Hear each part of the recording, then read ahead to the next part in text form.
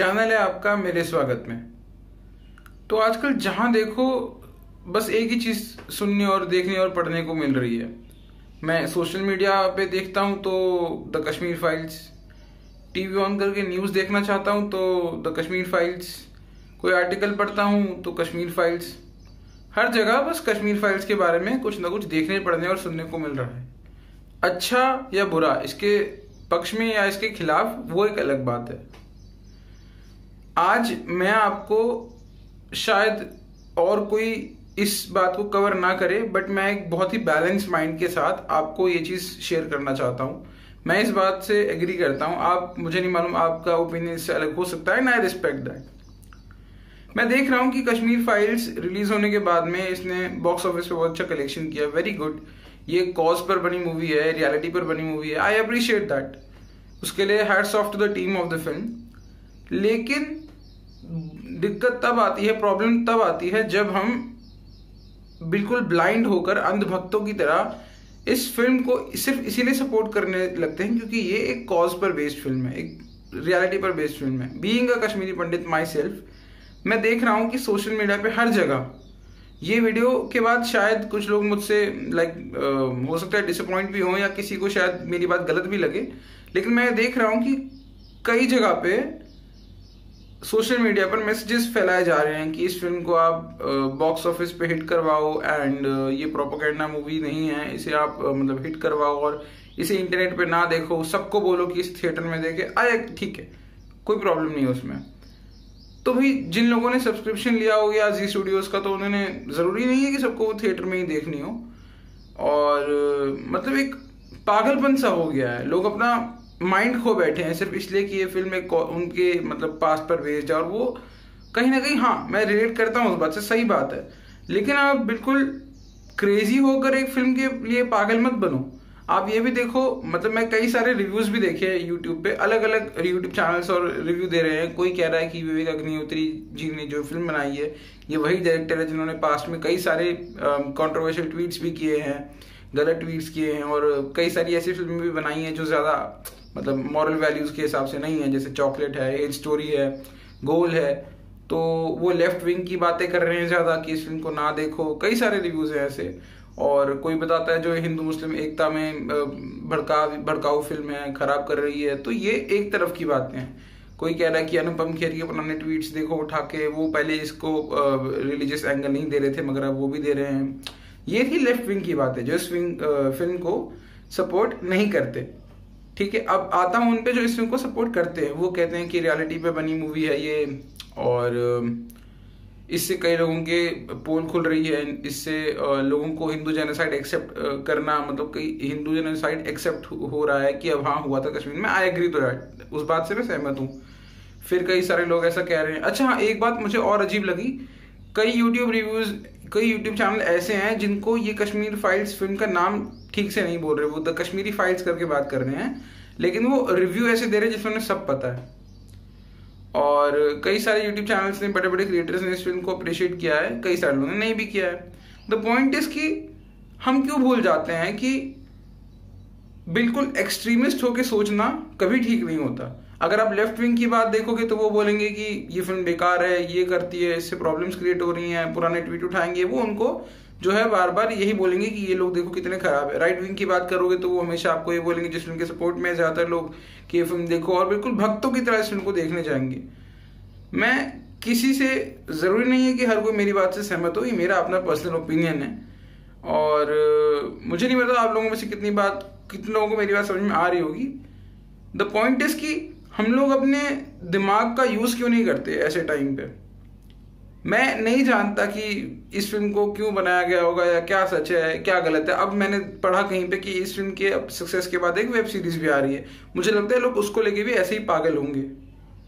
Excitement एक अपनी जगह है, लेकिन भक्ति करना एक अलग ही लेवल की बात हो जाती है। हम क्यों ब्लाइंडली किसी एक फिल्म के पीछे दिमाग अपना खराब करने हैं। ऐसा नहीं है कि मैं समझता नहीं हूँ ये बातें, या मैं बताना नहीं चाहता। अब लेफ्ट विंग के आर्टिकल्स में आ रहा है कि हाँ आपने दंगे हुए उनका क्यों नहीं करा, 1984 के राइट्स का क्यों नहीं करा।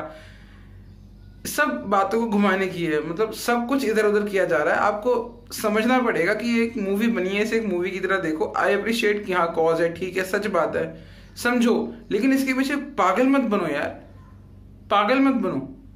मीडिया के और नैरेटिव में इन सब में आके पागल मत बनो। अपने दिमाग से सोचो कि चल क्या रहा है तुम्हारे आसपास। हर किसी का पर्सनल बेनिफिट है इस मूवी से, तभी वो इसे शेयर करने के लिए कह रहा है।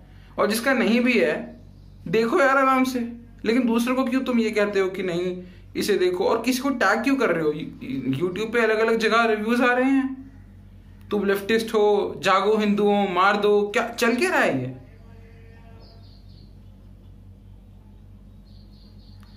इस देश के अंदर, अब मैं किसी का नाम नहीं लेता, लेकिन इस देश के अंदर ऐसे ऐसे राजाओं के नाम ले सकता हूं, ऐसे ऐसे मुस्लिम कैरेक्टर्स के नाम आते हैं जिन्होंने देश में हेल्प करी है देश को बनाने के लिए।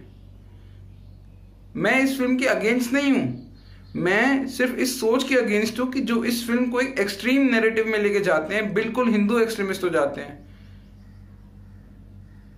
कट्टरवाद कभी काम नहीं आता, कभी नहीं। सच्चाई ना तो आपको शिकारा में मिलेगी ना कश्मीर फाइल्स में मिलेगी, सच्चाई इसके बीच में है, इसे समझो। और मैं ये नहीं कहता आपसे कि कश्मीर फाइल्स को मतलब एक फिल्म की तरह देखो, इसे पागल मत बनो इसके पीछे। और उन लोगों को भी बिल्कुल सही जवाब दो जो ये बोलते हैं कि विवेक अग्निहोत्री ने पास्ट में क्या गलत फिल्म बनाई थी, या उनको भी सही बताओ कि हाँ बनाई थी यार ये फिल्म तो अच्छी है, लेकिन तू देख, तुझे नहीं लगता क्या? और जो लोग बोलते हैं कि लोग नहीं मरे, उनको डेटा दिखाओ यार, उनको डेटा दिखाओ कि कितने कश्मीरी लोग मारे गए। मैं मेरे से यूट्यूब पे, इंस्टाग्राम पे डीएम करो, मैं बताता हूँ कितने लोग मारे गए। एक सामंजस्य के साथ इस फिल्म को देखो, समझो, लेकिन पागल मत बनो, नहीं तो तुम सिर्फ नैरेटिव में आके फंसोगे और पॉलिटिक्स के अंदर आओगे और कुछ नहीं। इसी अलगाववाद से, इसी चीज से जेनोसाइड्स हुए हैं पास्ट में, इस बात को समझो। मैं ये नहीं कहता कि जो उस फिल्म में दिखाया है वो झूठ है, लेकिन मैं ये कहता हूं जरूर देखो, लेकिन अंधभक्त बन के मत देखो उस मूवी को। अपना दिमाग लगाओ, समझो कि ये फिल्म बनी है, इसको देखो, हाँ अप्रिशिएट करो। मानता हूं इस फिल्म से ग्लोबल लेवल पे रिकॉग्निशन मिला है, हाँ सही बात है, बहुत अच्छी बात है, लेकिन इसका मतलब ये नहीं कि तुम बिल्कुल ही पागल हो जाओगे इस फिल्म के लिए। और लेफ्टिस्ट वाली बातें फिर वो अलग हो जाती हैं। इसका मतलब ये भी नहीं कि तुम्हें अगर पसंद नहीं आई ये फिल्म तो तुम बोलोगे कि नहीं इसे खराब करो, इसे बैन करो। जब हैदर आई तब तो बहुत अवार्ड मिले थे उसको, तब तो कहीं हिंदू जेनोसाइड की बात नहीं हुई। इस एक फिल्म में हिंदू जेनोसाइड की बात हो गई तो प्रॉब्लम क्रिएट हो रही है। मुझे नहीं लगता आप लोग समझ पा रहे हो मेरी बात की नहीं। मेरा कहना बस इतना है कि बैलेंस बहुत इंपॉर्टेंट है। मैंने कहीं पे कमेंट कर दिया था इस रिव्यू में कि बहुत बैलेंस फिल्म है, तो किसी ने मुझे गालियां देनी शुरू कर दी कि तू किस बैलेंस की बात कर रहा है, कट्टरवाद और ये वो। दिमाग लगाओ अपना, समझो। मैंने ये वीडियो कोई स्क्रिप्ट करके नहीं बनाया, वो तो मेरी बस घर में ऐसी थोड़ी मोटी बहस हो गई तो मैं बनाने बैठ गया। बाकी तुम्हारी मर्जी है। मैं एज अ कश्मीरी पंडित जो बोल सकता था मैंने बोल दिया, क्योंकि मैंने देखा है अपने पेरेंट्स को भी और अपने आसपास भी काफ़ी कुछ। बाकी तुम्हारी मर्जी, तुम्हें जो समझना है समझो इस वीडियो से। मैं तो इतना ही बोलूँगा कि फिल्म आईना जरूर होती है सोसाइटी का, लेकिन रियलिटी तुम्हें खुद ही समझनी पड़ेगी, अपना दिमाग लगा। इसमें कुछ करना चाहते हैं तो रूट समझिए। इस मूवी में आपको जेनोसाइड दिखाया गया है, पहली बार किसी मूवी के अंदर कश्मीर में हिंदूज का जेनोसाइड दिखाया गया है, तो समझिए कि जेनोसाइड कैसे रोका जा सकता है। इस पर इंडिया में कोई रूल नहीं है। जेनोसाइड अगर किसी का हो रहा है, किसी कम्युनिटी का, तो उसे कैसे रोका जाए। मर्डर की सजा होती है, जेनोसाइड का कोई कानून ही नहीं है। जाके रिसर्च कीजिए, इस बारे में पढ़िए। इस पर कानून बनना चाहिए हिंदुस्तान में, भारत में कानून बनना चाहिए कि ताकि आगे भी कोई किस्म का जेनोसाइड किसी कम्युनिटी के साथ ना हो। मैं यहाँ पे सिर्फ हिंदुओं की बात नहीं कर रहा, यहाँ पे जितने भी जेनोसाइड आज तक हुए हैं इंडिया में या वर्ल्ड में, उसको भी एड्रेस करने के लिए इंडिया के अंदर एक कानून आना चाहिए जो जेनोसाइड्स को रोके, प्रिवेंट करे। नहीं तो ये सब चीजें तो होती रहती हैं। ये है सोल्यूशन, ना कि आप आपस में लड़ते रहें। जेनोसाइड के लिए कानून आना चाहिए, that is the only solution. बाकी आप लोग समझदार हैं, आप चाहे तो वीडियो को डिसलाइक कीजिए, लाइक कीजिए, और अगर आपको मेरी बात सही लगती है तो शेयर कीजिए, सब्सक्राइब कीजिए। Thank you.